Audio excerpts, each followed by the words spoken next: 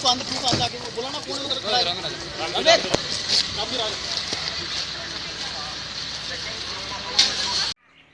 नाम भी ले लेना तुरंत तो